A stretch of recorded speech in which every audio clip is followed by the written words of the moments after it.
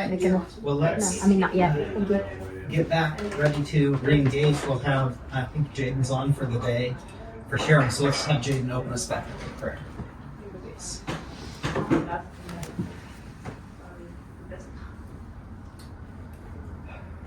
Father, I personally honor your holy name. Thank you.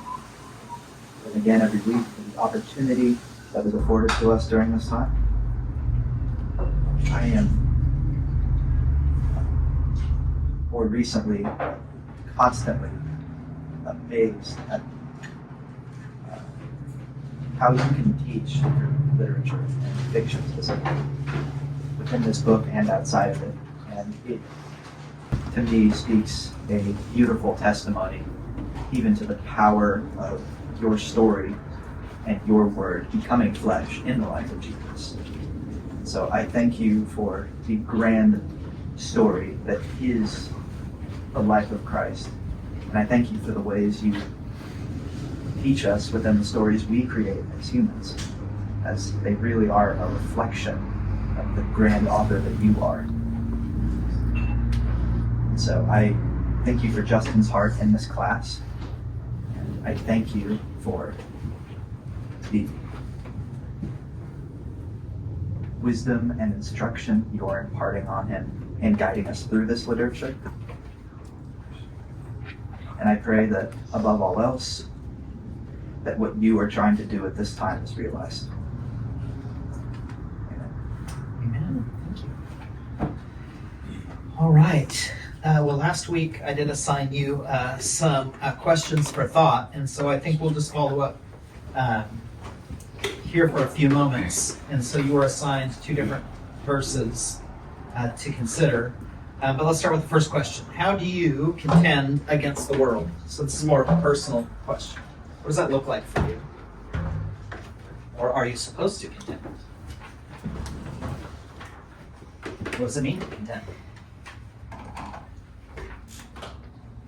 I would say contend means like to wrestle with or struggle. Mm-hmm.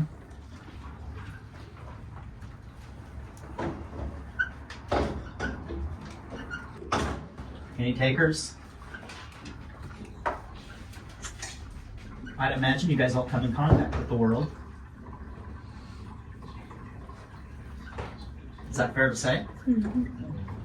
Well, then how do you deal with difficulties or challenge or the culture of the world? How do you contend against that? I would say that the culture of this world is unrelenting.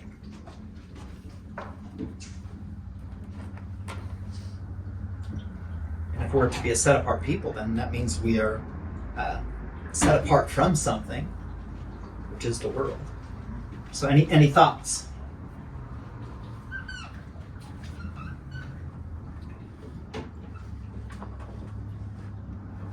I think that it is that realization of set apartness that brings a different view on life, and that the way you deal with hardships in life is not the same way that man or the world deals with things in life. There is a process of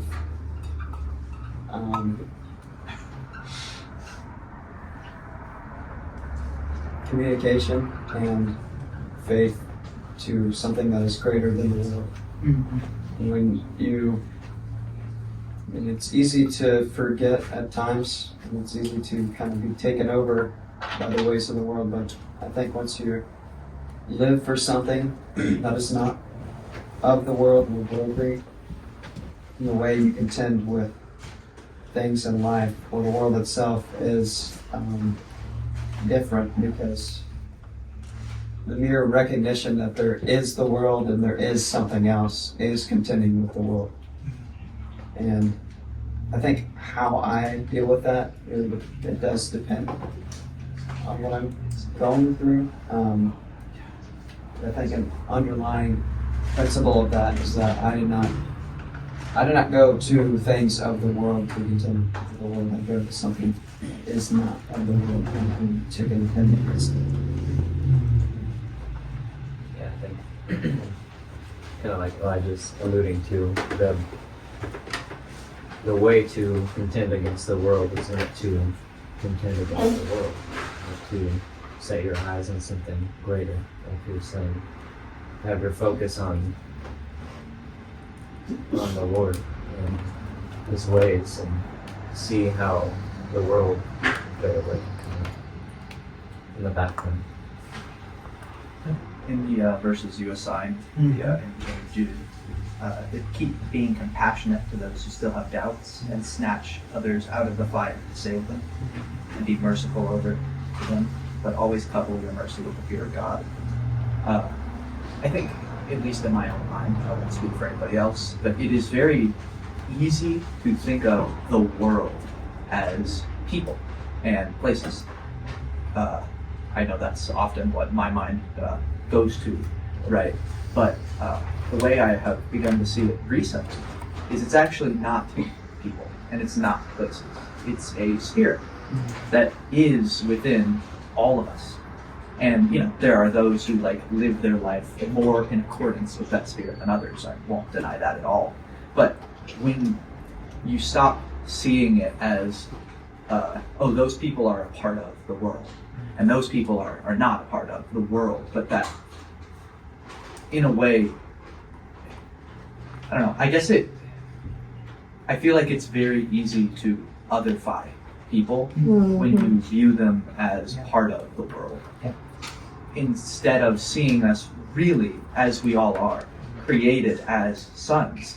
And, I won't claim to know anybody's hearts or anything, but I really do see aspects of God in almost every person I've ever met.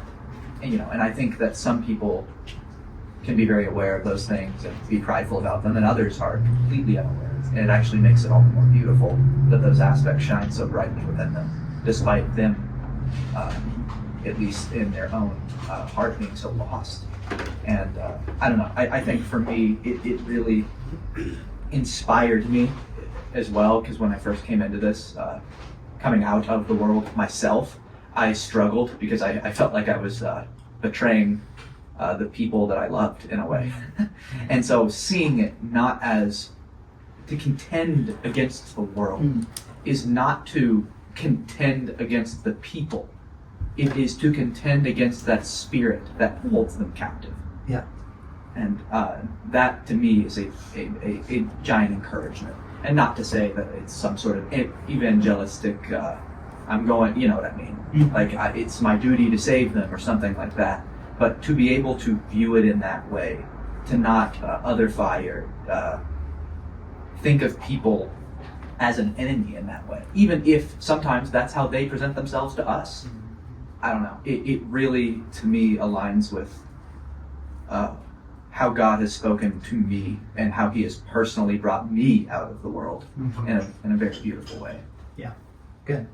Yeah, I think that's a very wise thing, is to define what this means. What is the world? Because I think, and you said it really well, the world is not people. The world that we want to understand is certainly a spirit.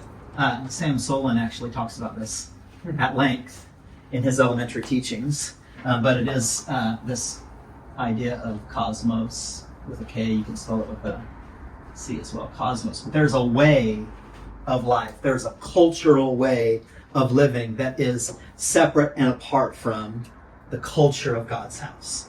And so we want to think in these terms, yes. In fact, I was hoping you guys would get that from the reading in Jude, that of course we know that we should not be against people, right? We don't wrestle against flesh and blood, but against what? Principalities and powers.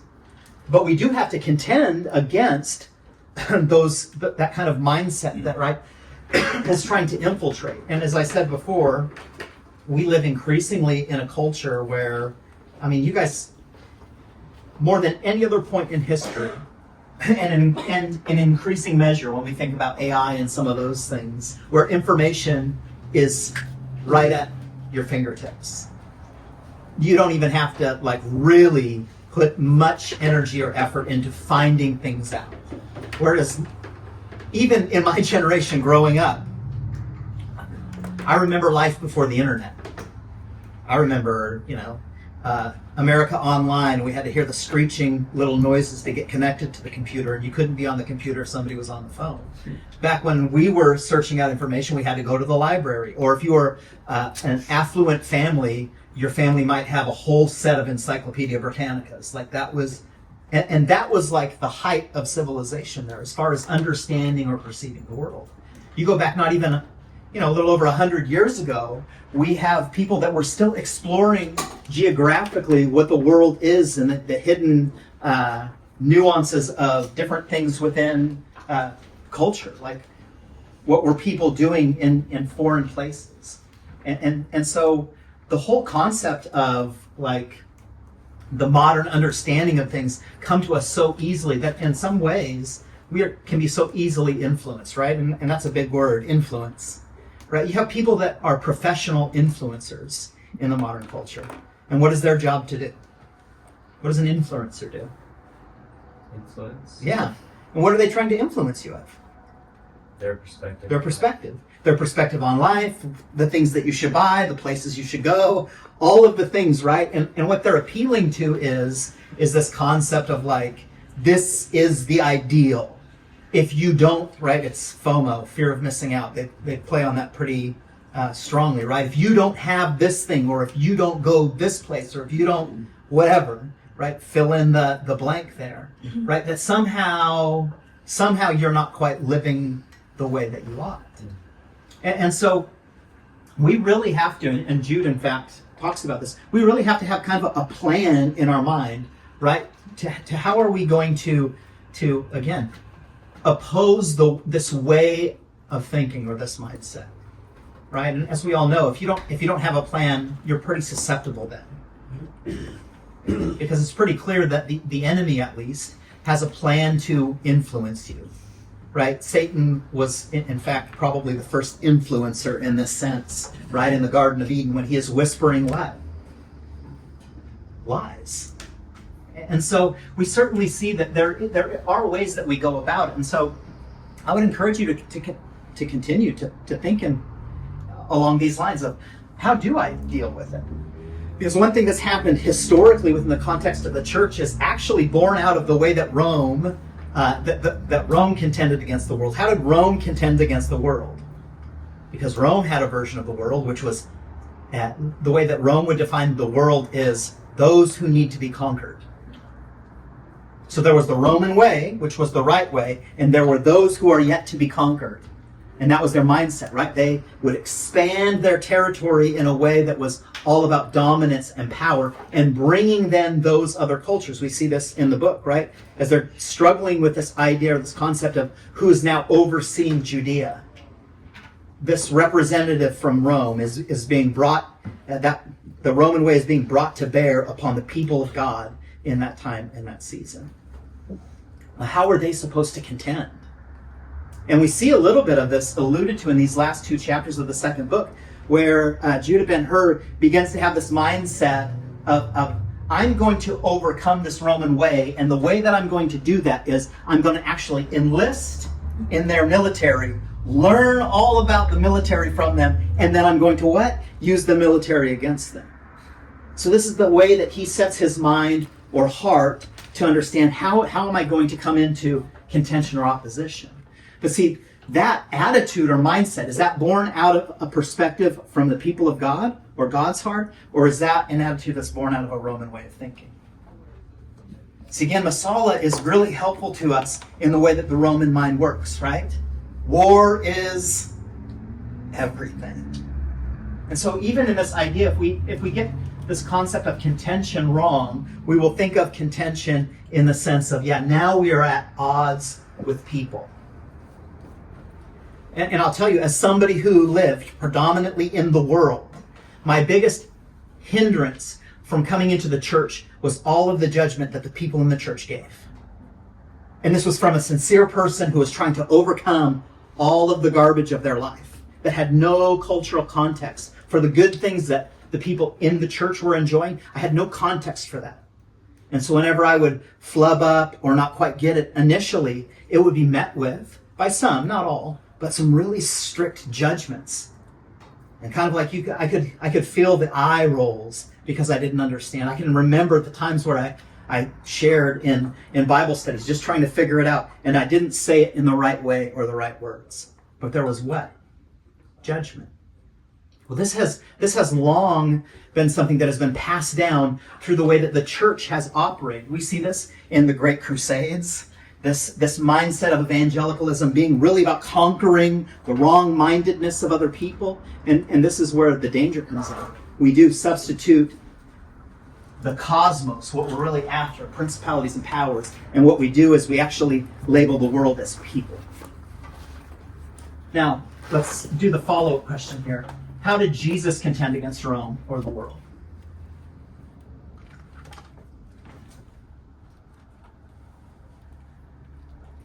How did he respond? I mean, he lived in the world. He lived amongst those who had a mind that was set on the desires of the flesh. He lived among and actually was very critical of those who had a more religious mindset. So how did he deal with it? Well, going back to our example of Masala talking about how love is nothing and war is everything, I think Jesus is an example of like the opposite of that. So the first thing that comes to my mind is that I would say that he even contended against it with love. Yeah. Because I think one with a mindset like Masala can't really handle that very well. Mm-hmm. See, Jesus' way of thinking is that love is everything. And in fact, the way that he would wage war on the world is through love. But how does Jesus define love? There's no greater love than this, but to what? Lay down his life. And so we see again, there's some real intention here by the author to really build for us. And I know again, we here understand the context of the Bible and who Jesus was and what he came to accomplish. But one thing that Lou Wallace is doing as the author here is, for those who are on the outside of this understanding, he is building up a really firm foundation for us to see where the story is heading. And why is it important? Because, again, he's writing this in the backdrop of the Civil War. And what is one of the biggest questions or biggest challenges that it's hindering the North and the South coming back together? What is one of the biggest challenges, do you think? We saw that they were ripped apart in Civil War, but now we're trying to bring the nation back as a whole nation. What is the primary issue, do you think, in the hearts of mankind? Maybe you can think of it in terms of if you've ever had to reconcile with someone. What is the hardest part about reconciliation?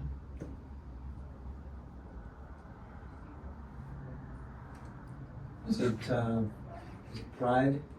I think pride's a good one, yeah. Shamefulness? I don't know. Pride?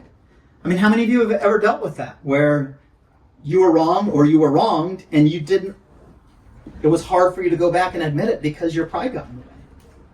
Yeah, I think that's a fair assessment, right? And there's pride in, from the North and the South perspective, pride in what? Their way of life, their way of thinking. For the South, certainly, there's a pride or a contention with the fact that they lost. And that's a pretty big pill to swallow. But man, it's an even bigger pill to swallow, right? Having lost something and then to have somebody who you were in opposition with kind of rubbing dirt in the wound. And so, yeah, we have this contention that is taking place. This reconciliation that is needed. And yeah, I think humility is something that is really needing to be placed there. But see, this is why the revolutionary life of Christ is so valuable, because he actually does the very thing that no other culture or way of life has ever done historically, and that is to lay its life down. This is so like countercultural, guys. I just wanted to add in a verse that we're all very familiar with, but it just keeps stirring in me. But it's in Matthew 16:24 or somewhere around there. But Jesus is telling them, if anyone wants to follow me, and he gives the I hate to use the word formula, but that's just what's coming to my mind. He must first deny himself, and then, carry his cross. Well, what is the cross? And that is what love is. Yeah. Love God first, and then love others. So anyway, I just think it's beautiful that he shows us those things, not only by his way of life, but by how he explains those things to us. Because and certainly when he's talking about denying himself, he's talking about denying the influence of the cosmos that is within us, the influence of that negative, right? This has been since the garden, right? The influence of the enemy. And he's saying to take up our cross, right? Yeah, which is, again, it's entering into a type of love, which is very sacrificial. It lays itself down for the sake and the benefit of others. And so we see that this then is the context for the last two chapters. And so let's open up, if you have your books, please, to the very first part of chapter DI. What is DI? That's 6. No. Wait, B is not 5? No. You got You got it right.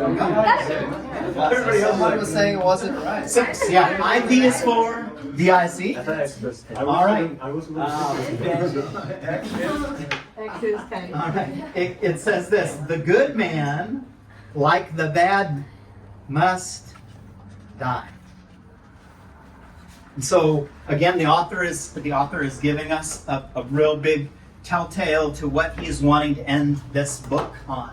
It's this concept of a couple of things: who is the good man and who is the bad man. And so let's take a look at again. Who is good? How do we define that? Who is bad? That's the first thing that we enter into our mind. Who did Jesus say is good? Yeah, Jesus said there's nobody good except the Father. Right? But so, again, the author here wants us to wrestle with this thought. But what's really interesting is that he is not taking the good and the bad to juxtapose them against each other. Again, this is a mindset of us versus them. But he's saying that the two have something in common. What is the commonality between these two? What does it say in your books here? Both must die.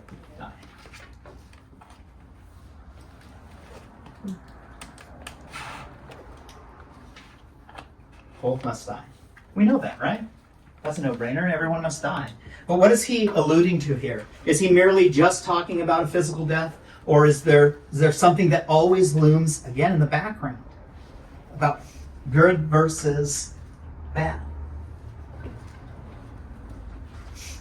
But remembering the lesson of our faith, we say of him in the event, no matter, he will open his eyes in heaven. Nearest this in life is the waking from healthful sleep to a quick consciousness of happy sights and sounds. Okay, and so he's again framing out for us this next couple of chapters. And so he's putting this into context, right? So we have to think thematically that this whole idea of death is going to play a pretty critical role. But there's a specific type of death that we will see mimicked in the life of the Roman procurator. And then ultimately when we leave the book off, the second book off with Jesus, it's a concept of death to life.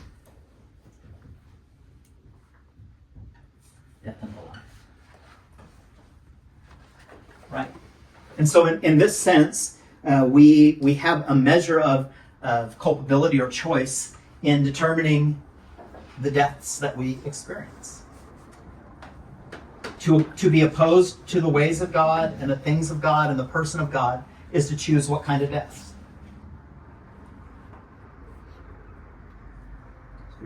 Spiritual. Because it doesn't matter whether you choose God or don't choose God. We're all going to taste physical death. And so it's alluding to, again, this picture that is looming at the background. Okay, secondarily to this then is this question of who is the good man here. And that's really going to play itself out. And so, as we get through the chapter, what is the Roman way of thinking? The Roman way of thinking is that Messala will put himself as this person in this category, right? Messala will accuse who? Judah. And he will define Judah as this.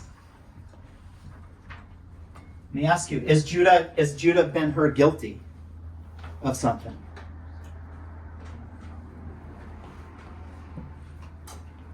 It's a tricky question. It's a tricky question. Yeah, I'm tricky these days. So what do you think?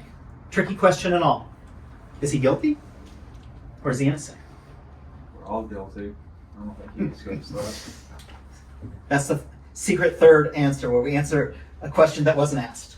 But yeah, that's true. But him specifically, I want to lean into this. Is Judah, in your mind, is Judah guilty? I don't think so. Why not?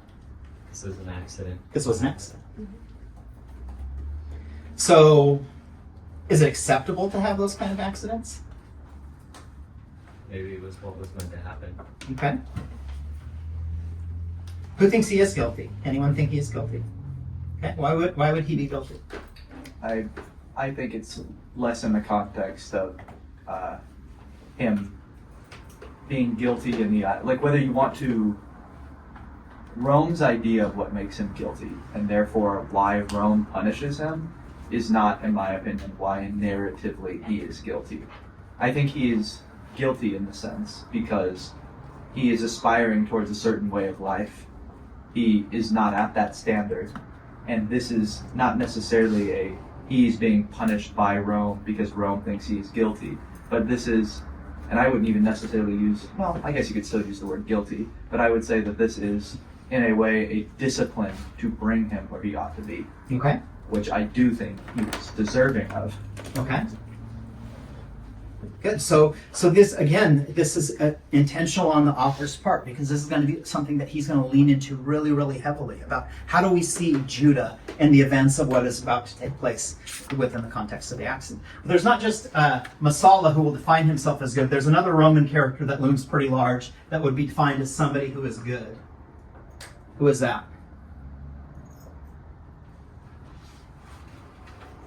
Valerius Gratus, which means what?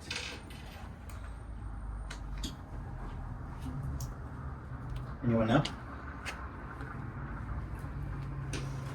Strong and pleasing. Gratis is where we actually get the words like gratitude or gratuity, a gift that is given. Or it could also be said that Valerius is just Valerius the pleasing. And so there is, right, within the context of the chapter, and Valerius Gratus was a real person, historical figure, that was the procurator, somebody who oversaw all of Judea at the time. He would later be replaced further on down the line by somebody maybe you guys have heard of called Pontius Pilate. And so this is the same positioning that takes place there. And so he's again propped up to the good. But there's also another that looms in the background, and that's Judah's father. Right? He kind of looms in the background as somebody who is good and noble and virtuous. And so Judah descends from that line, and that's kind of where Judah is going to, when the accident takes place, he's going to kind of put his hope in the good name of the family that's been established will somehow insulate him or protect it. But what is clearly taking place within the context of the chapter is that we see that, at least from the Roman perspective, there's one person that they will find great fault in.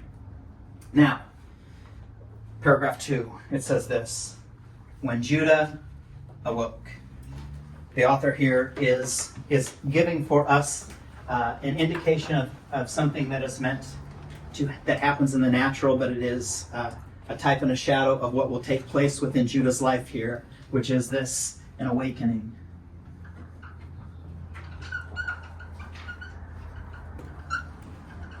What does it mean to have an awakening? Is it to realize something? Yeah.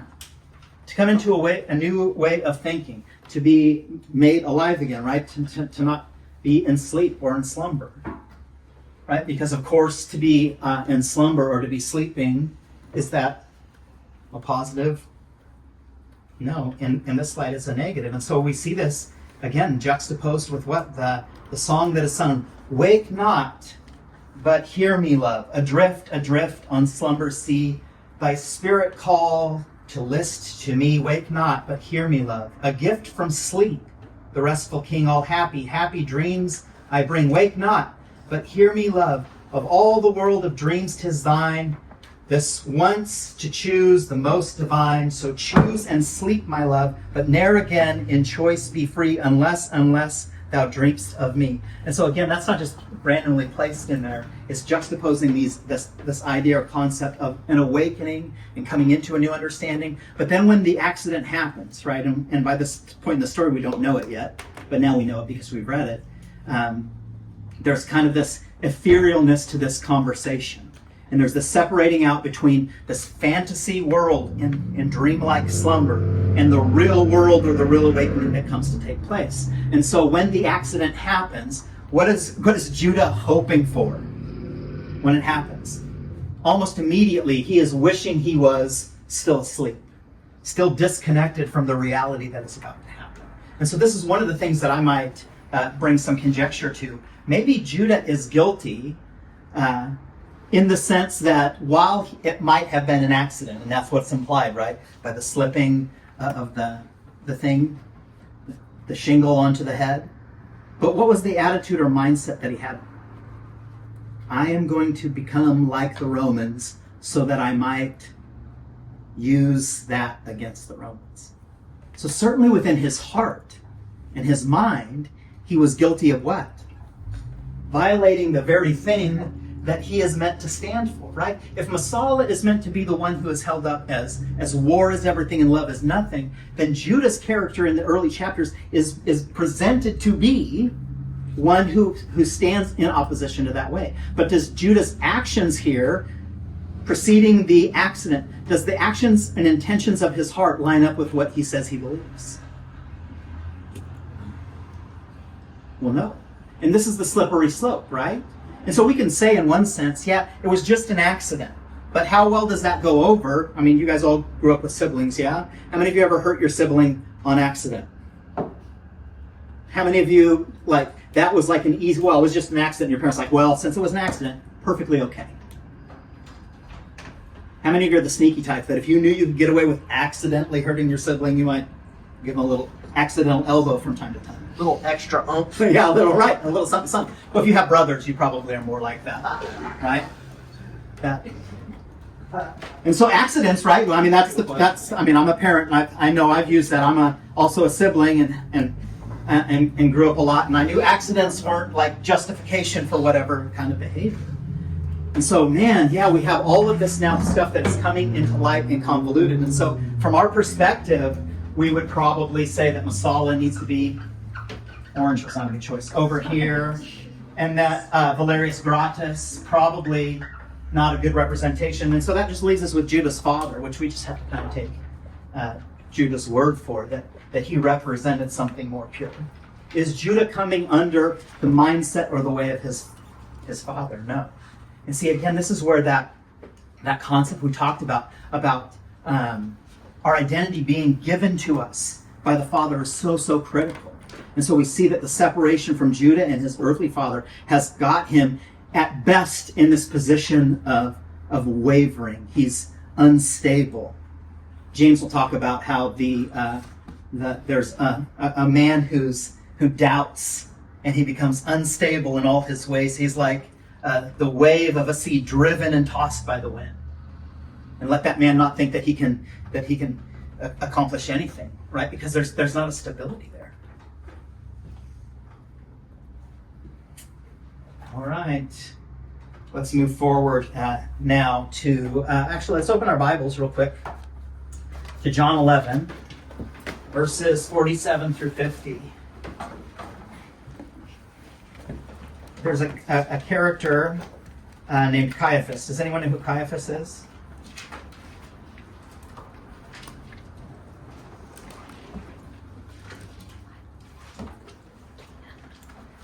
Caiaphas is a high priest. Who was Caiaphas appointed by? Real person. Caiaphas was appointed by Valerius Gratus. Because remember, this is some of the conversation early on, right? Who should be the high priest? Who should be determining who a high priest is? Rome? No.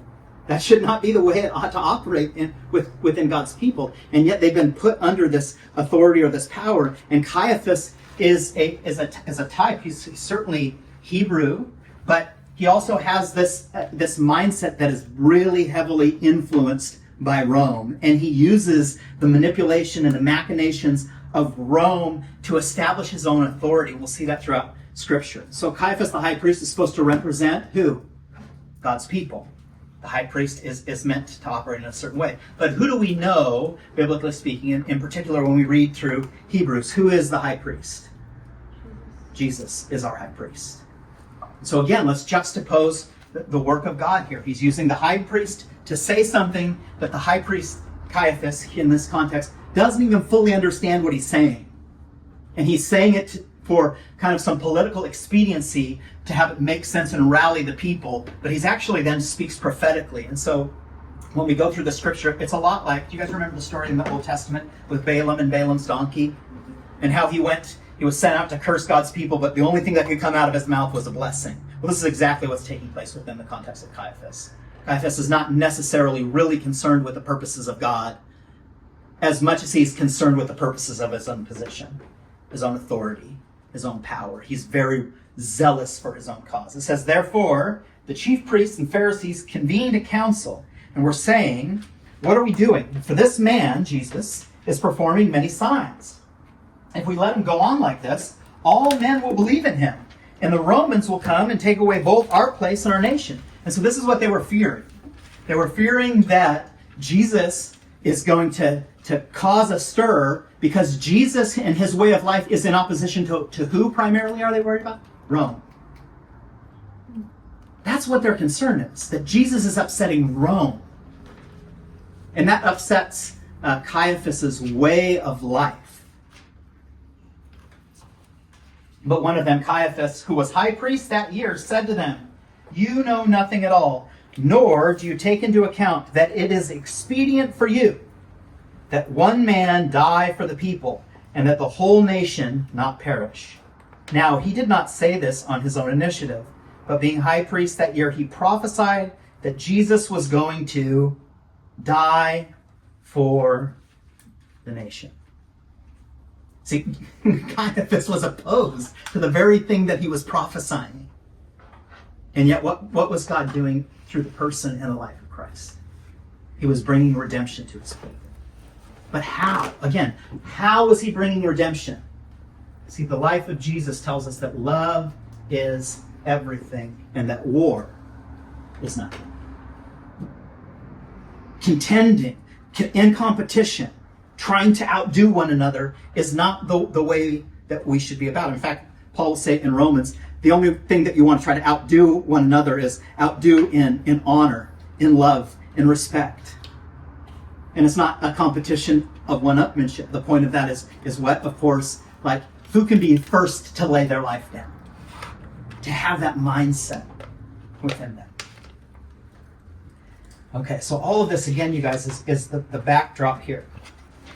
We're going to move forward almost to the very end of the chapter here.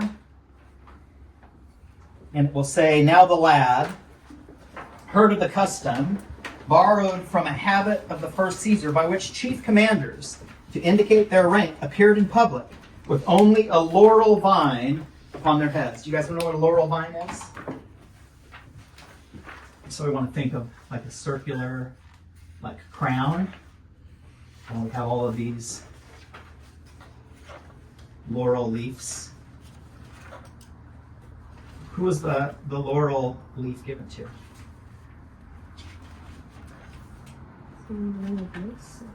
What's that?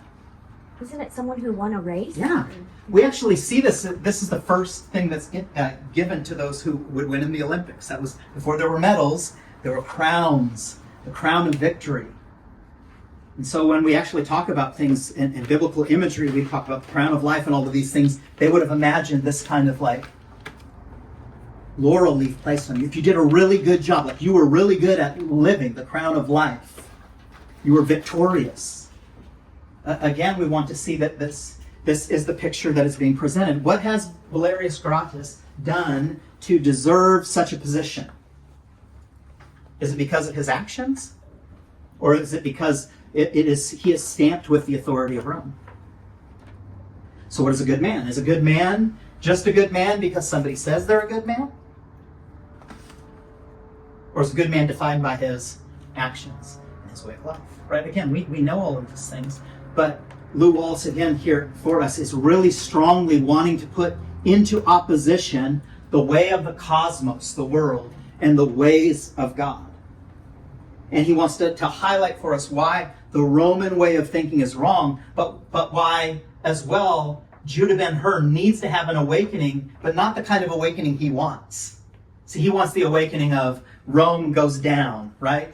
What is he looking for? He's looking for a savior that's going to come back with a sword and annihilate Rome. He's looking for a warring king, an army to return. And so in his mindset, he has now actually come under the influence in the same way that Masala has, and had this perspective of, if I just become like them, then I can use their tactics against them.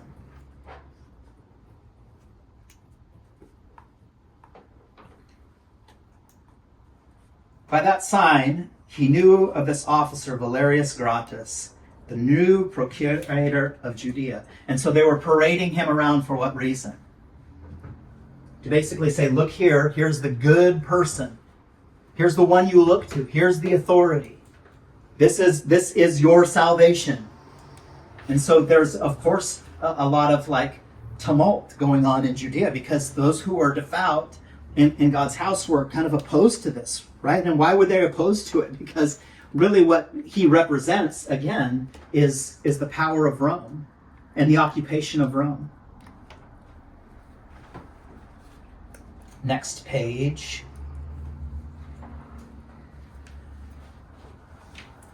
And here we go, right? We see that Judah looks over the shingle, falls, hits Valerius Gratus, and he says, what has happened? What does it all mean? She asked in alarm.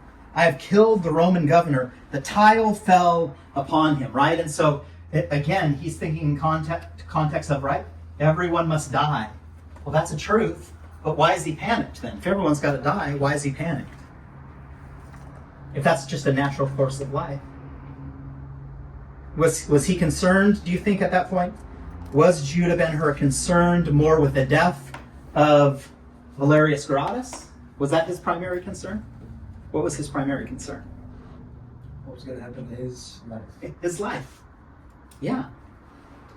Does that make, again, this puts Judah Ben-Hur in the camp of not so innocent.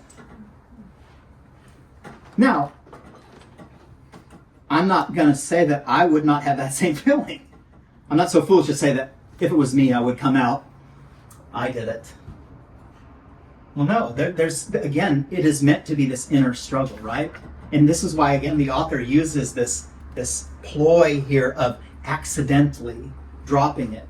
Because what he wants us to do is he wants to appeal to our sensibilities of a desire for forgiveness, or, man, it really shouldn't be, punished for this. Because, of course, when you and I think of this, maybe you're not like me, but when you do something wrong, don't we sometimes expect or desire a great level of mercy to be given to us? If we offend or hurt somebody, right, we want them to extend mercy. But at times, is it not true that when somebody harms us, we want judgment? See, this is why James will later say that mercy triumphs over judgment, in the same way that love is intended to triumph over what? War. And so we see that the inner workings of what's going on with Judah are really, really critical for us, because he's like, wrestling with what has happened. I've done this thing. An unseen hand appeared to sprinkle her face with the dust of ashes and grew white so instantly. She put her arm around him and looked wistfully, but without a word, into his eyes. His fears had passed to her, and the sight of them gave him strength. I did not do it purposely, Tisra. It was an accident, he said more calmly. What will they do? She asked. He looked over, the tumult momentarily deepening in the street and on the roofs, and thought of the sullen countenance of Gratus. If he were not dead, where would his vengeance stop? And if he were dead, to what height of fury would not the violence of the people lash the legionnaires? To evade an answer, he peered over the parapet again, just as the guard were assisting the Roman to remount his horse. And again, when you read this, you're supposed to, there's like an exhale of like, oh, okay, good.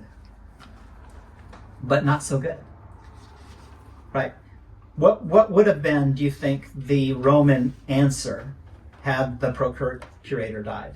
Probably a lot more death and mayhem, right? Because if war is everything, there would have logically been kind of a pushback, not just against Judah and his family, but against all of the people. But as we collectively take our breath and we understand, like, okay, then we see pretty quickly, coming into the scene, Messala. The next page, you should see this. The terrace or gallery at the foot of the steps was crowded with soldiers. Other soldiers with drawn swords ran in and out of the chambers. At one place, a number of women on their knees clung to each other or prayed for money. Apart from them, one with torn garments and long hair streaming over her face struggled to tear loose from a man, all whose strength was tasked to keep his hold.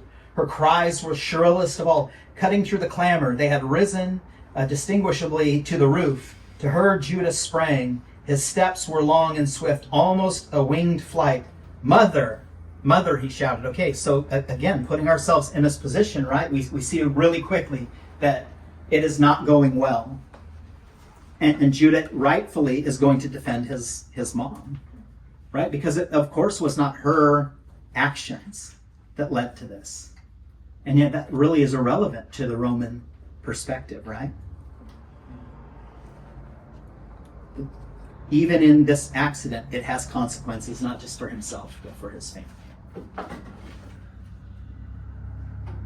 She stretched her hands towards him, but when almost touching them, he was seized and forced aside. And so this is like really important, right? So close, and then ripped away. Then he heard someone say, speaking loudly, "That is he." Benji did it. Judah looked and saw Messala. The enemy is an accuser of the brethren. Messala here takes that spiritual position to be an accuser of who? Somebody who is intended to be his brother. Somebody who he rightfully should know the heart and the mind and the life of. Right? He should know Judah well enough. But what is Messala's position? War, competition, is everything. And what does Messala see? Does he see Judah? Contrite? Broken? Does he see his family, his mother, his sister? What does Messala see? Opportunity. To do what? To advance his own career. What? The assassin? That? Said a tall man in legionary armor of beautiful finish. Why, he is but a boy. Gods, replied Messala, not forgetting his drawl. A new philosophy. What would Seneca say to the proposition that a man must be old before he can hate enough to kill? You have him, and that is his mother. Yonder, his sister. See, so Messala didn't even stop there, right? Like, because it would have been adequate enough for Messala to just point out Judah. But he doesn't stop there, right? He's going to get all of them, the whole family. He has accomplished a lot in his own heart and mind. He is the salvation of Rome. He's done a good thing. He's a good man, worthy of honor. And in all likelihood, who's he doing this for? The audience of Valerius Gratus. man, if I am the one who called out the would-be assassin, then I'm in a position here really closely to the procurator, and I can be someone and do something with my life. Right? This is again, a way of the world to not build oneself up into something, but to tear somebody down in order to put yourself in a position. You have the whole family. For love of them, Judah forgot his quarrel. Help them, oh my Masala. You guys remember earlier on in our reading, he would say, that's not my Masala anymore. But now who's he appealing to? The man that stands before him? Or the man he was? The boy that he was? Right? He's calling on this relational affection. And of course we know that Masala doesn't possess that anymore. Sympathies like this to Masala,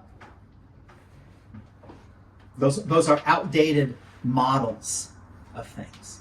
Because what is prominent is war and philosophy, all of these high-minded Roman ideas. Help me, O my Masala. Remember our childhood and help them. I, Judah, pray thee. Masala affected not to hear. And when we use that, right, it doesn't mean that Masala didn't hear him. But he did what? He closed his ears, he closed his heart, he closed his mind to the person. War is competition, and Masala is going to win the war. I cannot be of further use to you, he said to the officer. There is a richer entertainment in the street. Again, who's he talking about? Valerius Gratus. The entertainment. The enjoyment for him is the position that he will find outside of the walls. Down, Eros. Up, Mars. Down with love. Up with war. Chapter VII 7. Next day, a detachment of legionnaires went to the desolated palace and, closing the gates permanently, plastered the corners with wax. At the sides, nailed a notice in Latin. This is the property of the emperor. Now this carries with it certainly a lot of war, right? Because what it is implying here is who's won the battle here? Rome. Rome has had the final say here. This is clearly, right, it's stamped on the door. And this is not just affecting Judah as a person, but everything that again, the one good person that we can kind of define as good so far in the story, Judah's father had helped to build this whole lineage of honor and respect and working well within the context of the cultural times. All of that has gone away in a blink.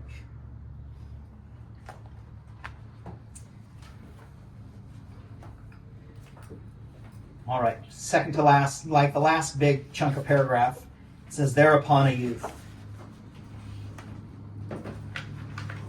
What was the punishment for Judah?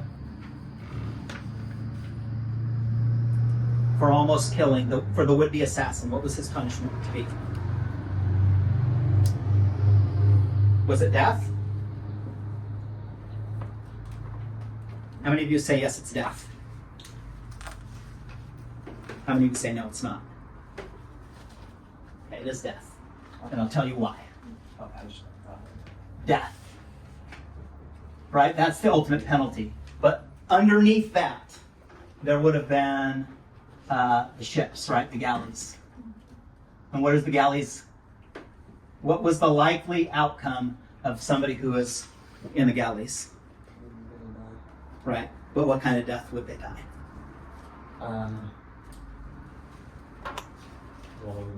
Long and slow, right? The difference between the two is that this one is generally, at least it's a little bit quicker. But see, what Rome had, again, Rome was really intentional. We'll see this in the crucifixion. Has anyone ever thought, why crucifixion? It's such a strange thing in the context of all history. Well, crucifixion, actually, when you understand the nature to it, is that they were trying to torture the people who were on the cross. They were trying to have them die as slow and painful of death as possible. Because the person who is on the cross, the most likely reason they die is what? Suffocation. Suffocation. Slow, agonizing, intentional torture. Right? And again, when war is everything and love is nothing, you look for particular ways to make those who are opposed to you suffer. Right? They're not going to let Judah get off the hook that easily. And so in the galleys, your life expectancy is a couple of years maybe.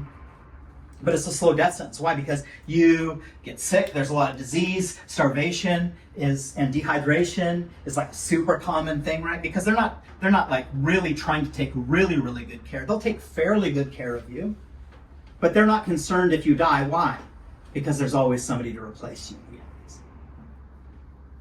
And so it is a death sentence in the sense that what is the real death though? The real death is not the physical death. What's the real death here for Judah? The death of the family name. The death of what has been established, right? That his mother and sister are now also captive to Rome. He's separated from them relationally, right? But there's a punishment that is far greater than the work he is about to engage in.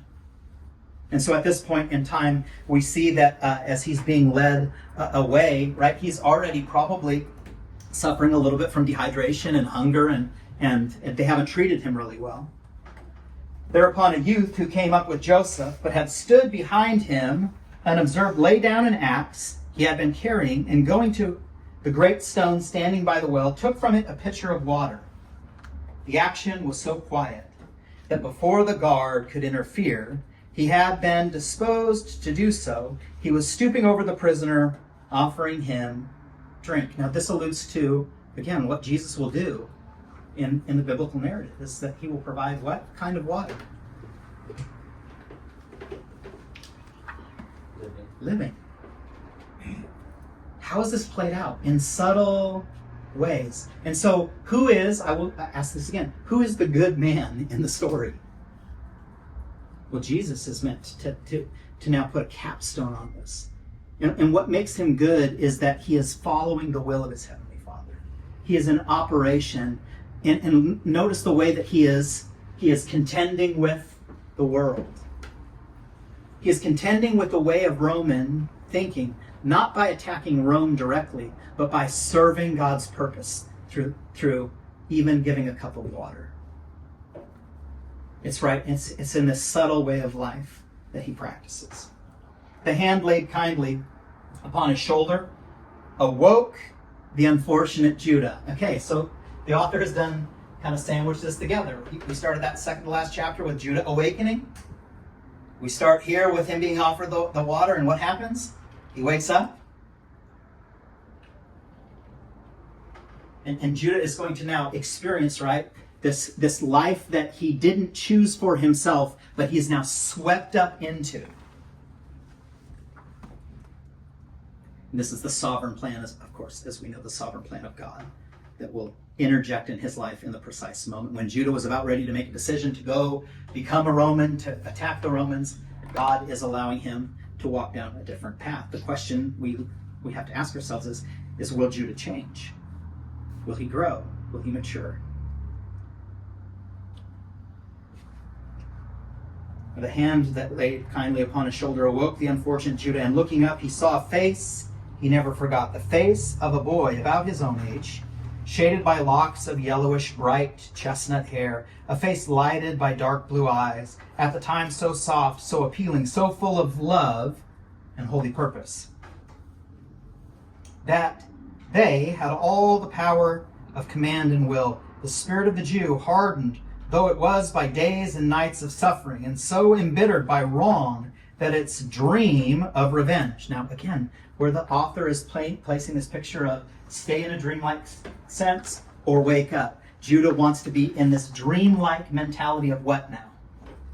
What do Judah's dreams entail? When he lays his head on his pillow, He's longing to have dreams of revenge. Is this the way of love or the way of war? Revenge. War. And so Judah is clearly in the camp that he should not be. The way of thinking, the way of processing his life is not the appropriate way. And so we see here that what is intentional is that the life of Judah and Jesus here are meant to be juxtaposed. Judah wants revenge. Jesus is offering a better way. Compassionate, loving way. And so embittered by the wrong that his dream of revenge took in all the world, melted under the stranger's look and became as a child. And so what conquers for a moment here Judah's idea of revenge? It's love. Love is everything. He put his lips to the pitcher and drank long and deep. Not a word was said to him, nor did he say a word. When the draught was finished, his hand that had been resting upon the sufferer's shoulder was placed upon his head and stayed there in the dusty locks, time enough to say a blessing. The stranger then returned the pitcher to its place on the stone, and taking his axe again, went back to Rabbi Joseph. All eyes went with him, the decurions as well as those of the villagers. This was the end of the scene at the well. When the men had drunk, and the horses, the march was resumed. But the temper of the decurion was not as it has been. And so who changes here? Not Judah, but this Roman man who is responsible for Judah. Something shifts within his heart because of what he witnesses. He witnesses the antithesis, the opposite of what Rome represents. Rome represents war being everything, and Jesus represents love being everything. And this challenges that person's perspective. He himself raised the prisoner from the dust. That would not be something that's necessarily common. And helped him on a horse behind a soldier. So we see that, again, the person of Jesus looms very, very large in the ways that he is a living example to those who are willing to observe his life and follow him. The Nazarenes went to their houses, among them Rabbi Joseph and his apprentice.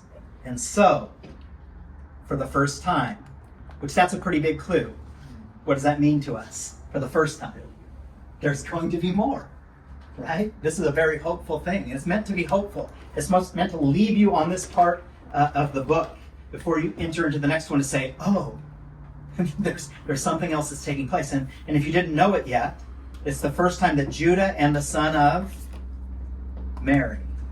Now, why say the son of Mary there? Why not just say Jesus?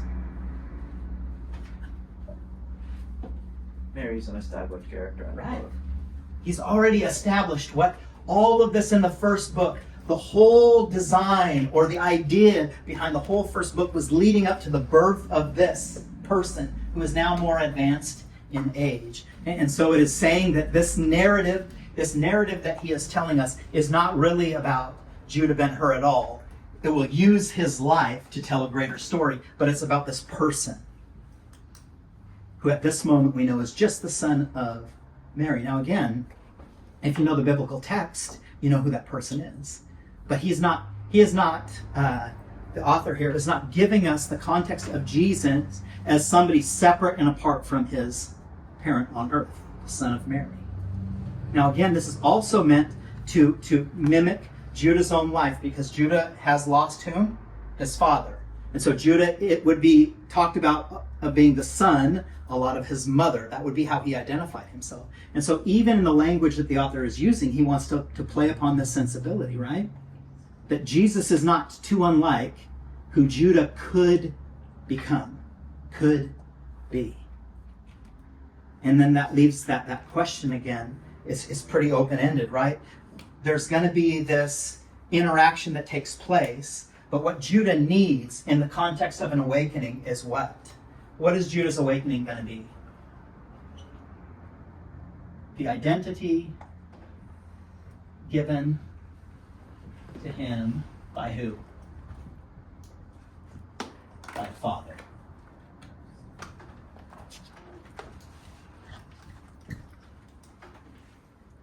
That is what we are anticipating. And that will set the stage for book the third.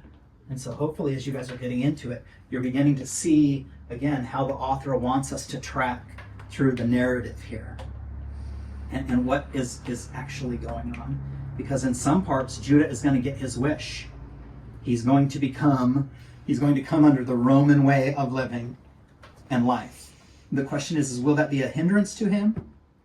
Or will that be a blessing to him? We'll have to wait to find out. All right, let's transition here to, I think, Jaden, you're the guy, right? So, All right, go ahead, Jaden, take it over.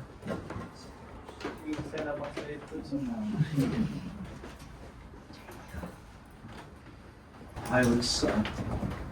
I was kind of happy that it correlated because my interaction with Jesus was in John 3 and his brief conversation with Nicodemus.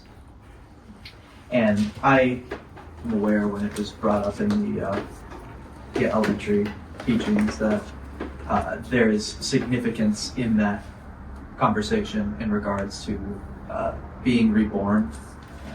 There's a lot of things that I don't quite grasp, and so that's not what I'm going to focus on. To me, that conversation represents the colliding of two different cultures. And that is a culture of mixture, or the world, and the culture of Jesus, and what his life was representing at that time. So, I can read it quickly. Talking about it. So it is it's John 3, and then all the way to John 3 from verse 1 to verse 13. Now there was a prominent religious leader among the Jews named Nicodemus, who was part of the sect called the Pharisees. One night he discreetly came to Jesus and said, "Rabbi, we know that you are a teacher come from God, for no one performs the miracle signs that you do unless God's power was with him." Jesus answered, "Nicodemus, listen to this eternal truth. Before a person can even perceive God's kingdom, they must first experience a rebirth." Nicodemus said, "Rebirth? How can a gray-headed man be reborn? It's impossible for anyone to go back into the womb a second time and be reborn." Jesus answered, "I speak an eternal truth. Unless you are born of water and the Spirit, you will never enter God's kingdom. For the natural realm only gives birth to things that are natural, but the spiritual realm gives birth to supernatural life. You shouldn't be amazed by my statement. You all must be born from above. For the spirit wind blows as it chooses. You can hear its sound, but you don't know where it came from or where it's going. So it is the same with those who are spirit born." Nicodemus replied, "I don't understand. What do you mean? How does this happen?" Jesus answered, "Nicodemus, aren't you the respected teacher in Israel, and yet you don't understand this revelation? I speak eternal truths about things I know, things I've seen and experienced, and still you don't accept what I reveal. If you are unable to believe what I have told you about the natural realm, what will you do when I begin to unveil the heavenly realm? No one has risen into the heavenly realm except the Son of Man, who also exists in heaven." And, I could keep going, but the essence of this for me actually reminds me of a conversation. I guess you could more of call it a guidance seeking that I had had with Emmanuel. I had just gotten an acceptance letter from the college that I had applied for, University of Washington, and I was going to apply to their med school program, and I got in. And I was nervous about the decision because I would be moving and living in Seattle, and I wanted advice. At the time, I was thinking practically, because I didn't know how the financial situation, the living situation, or any of that would have worked. And I had asked my dad, do you know of some people I can ask for advice? And he said, I will send out some texts and ask some people if you want me to try and gather some people who can probably give you some pretty good advice on how to do this. And so I was thinking, yeah, I think that's a good idea, because I didn't want to rush into something I didn't quite understand. And so everybody had gathered, and the nature of the conversation, of course, turned very different than what I had initially anticipated. I expected practical advice on people chiming in whether they thought like it was a financially sound decision and all those things. And instead, I was met with a very different encounter, where Emmanuel basically asked me, why do you care what I have to say to you? Why do you care about my advice? And I kind of froze for a second. I was like, I think you're pretty smart people. I didn't really know what to say. And the conversation essentially ended up shifting into Emmanuel wanting to know what I thought of the Father, and explaining that that was the way in which each person in that room made decisions. I believe it was him, Noah, Justin, my own father, Tim, all people that made decisions in that way, in that light. And so, of course, he wanted to know what that looked like for me. And I'm getting somewhere with all of this, I promise. But after essentially me stating at the time all of the hurt I had received from religion, and I know that now, but at the time I was placing that anger and that hurt towards God, Emmanuel got quite stern with me, actually. And he had said something that I think resonates with me still to this day, and I think goes in line with this conversation between Jesus and Nicodemus. And it was, you say a lot about my Father, referring to God. You do not know him. And so before you make these statements claiming that he is this and he is not this, I think you should get to know him first. And that, I never thought about it that way at all. And that really, I would say, is still a big driving force in what pushes me forward today, is to still try and understand who the Father is. And by understanding who he is, understand why he does what he does and exactly what he does. And I think with this conversation with Nicodemus, obviously a very academically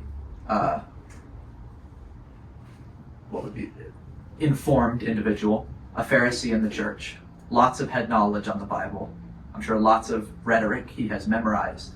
And yet Jesus said he was saying the simplest of truths in spiritual matters. And Nicodemus was like a baby, entirely unable to understand his speech. And to me, it very much felt like that interaction I had with Emmanuel, where I, in my pride, quite honestly, thought I had the entirety of what they believed in figured out. I thought I knew all about God and all about everything, and I didn't want any part of it. And I realized, and I don't know what ended up coming of Nicodemus after this conversation, but I had hoped, and I still kind of do hope, that maybe a similar revelation took place in his heart and mind. But I had realized you can know so much about something, someone, in this academical head knowledge, as Tim always uses the example, knowing their biography, without knowing the person at all. And I really think that is what Emmanuel highlighted in me on that day, and I think what Jesus highlighted in Nicodemus in that way. And it is a verse I really relate with, probably for a different reason than most, but because of that is really impactful for me. Because I really think that conversation I had with Emmanuel, I know that conversation I had with Emmanuel that day was a complete, life-altering conversation. I went in a completely different direction ever since that conversation, and I have not stopped moving in that direction. And I continue to hope that as I move further in that direction, that I will know the Father that he knew. And I hope that after that conversation with Jesus, that Nicodemus did too. That is what I have to share. Thank you. We will close here. It says in verse 17, continuing this conversation after one of the most popular verses of the Bible. In verse 17, for God did not send the Son into the world to judge the world, but that through that the world might be saved. How? Through God's act of love by Jesus laying down his life. He who believes in him is not judged. He who does not believe has been judged already because he has not believed in the name of the only begotten Son of God. This is the judgment. Here's the judgment. That light has come into the world, and men loved the darkness rather than the light. Men loved the darkness. Darkness is deception. The light is truth. Truth meaning of the person. Truth. Light.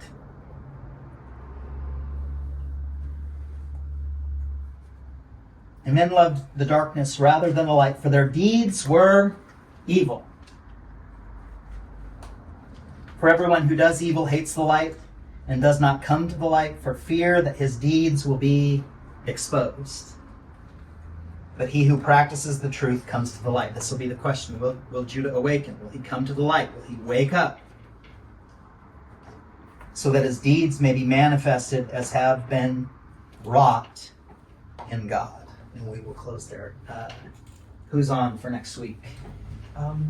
Who has gone? Can you raise your hands? If you've already gone, raise your hand, please. I say Miss Haley. All right. Thank you, guys. Let's take a few minute break.